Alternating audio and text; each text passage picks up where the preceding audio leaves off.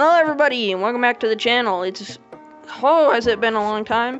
I wanted to come back with a new series. So yeah, I'm starting off with Borderlands 3 gun reviews. This is a series, obviously reviewing a bunch of legends. I don't know if I'll do all of them, but I decided I'd do them in random order, so I'm not going off the most OP and then finishing off with the worst of the worst. So we're going to start off this series with what I would consider to be the most underrated gun, the Gun-Linoge. But before I get into that, I would like you all to smash like and hit subscribe so we can help grow the channel. Anyways guys, let's get into the video. So I'm going to be going over some pros and cons of this gun.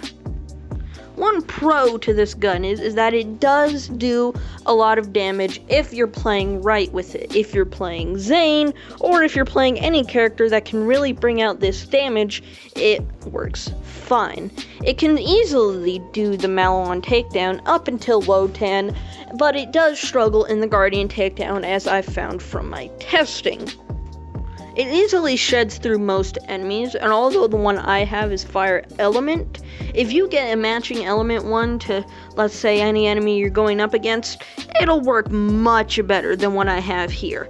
Although it does have a relatively high fire rate, which is a very good thing. It has very many pellets, which just add on to its already pretty good base damage, which I would put in the solid B tier of base damage. But let's go on to the cons.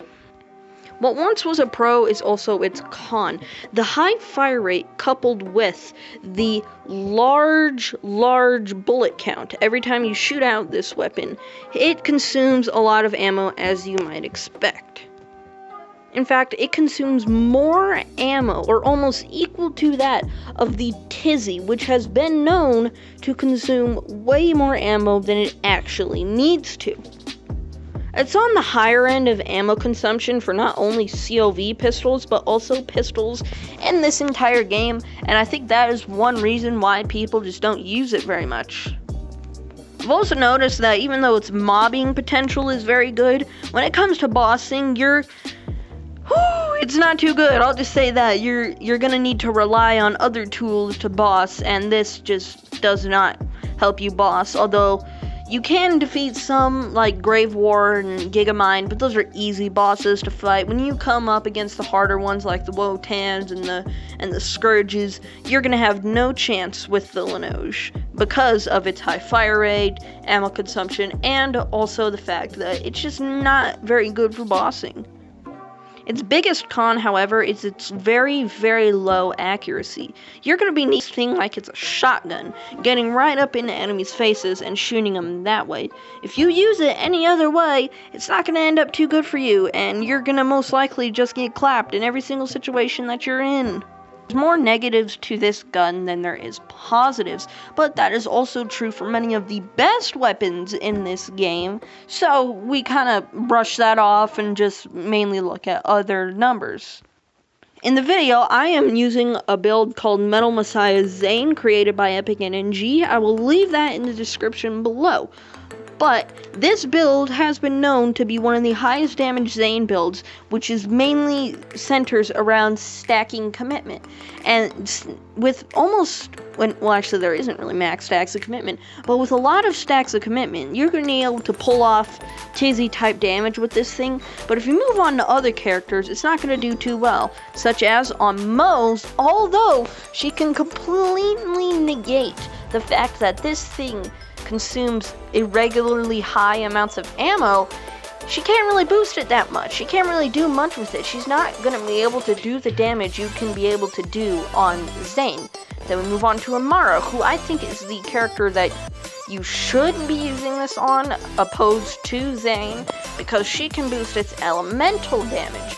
And although Zane, in my opinion, can make most guns in this game work out, I think you're going to find more luck using this on Amara than you are going to be able to on Moe's and Zane.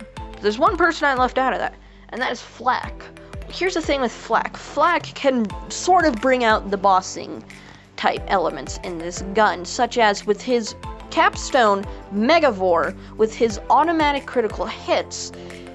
He can actually do some decent damage with this thing, not having to worry too much about aiming correctly, because if you aim more up towards the head of an enemy, you're going to miss a lot of pellets on this thing, depending on your range, because the bullets that you fire just go everywhere, So, Flak, I wouldn't really recommend this on Flak, even though he can get some damage at it, using kill skills and whatnot. So I come to the final segment. Where would I rate this gun out of 10? Well, I'm gonna give this gun a 7 out of 10. Now, I know I put in the title, one of the most underrated weapons, and that's because I do believe it is underrated. Although there is a lot of cons to it, the pros, I believe, are just too good. I do think you should grab this gun, and although it is not a bosser, a lot of weapons are not bossing weapons, and you know this, everybody knows this. But, however, it's not gonna earn them that A star for me. It's gonna earn that solid 7 from me. Although a 7 isn't the best, it's 100% not the worst grade you can get on a weapon. This is not a terrible gun. You cannot go wrong with picking this up.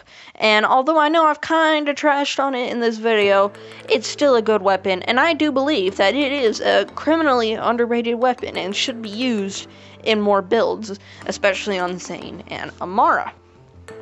Well, that concludes my first gun review. I really hope you guys enjoyed. Anyways, like I said earlier in the video, like, subscribe, and I'll see you all in the next one. Peace!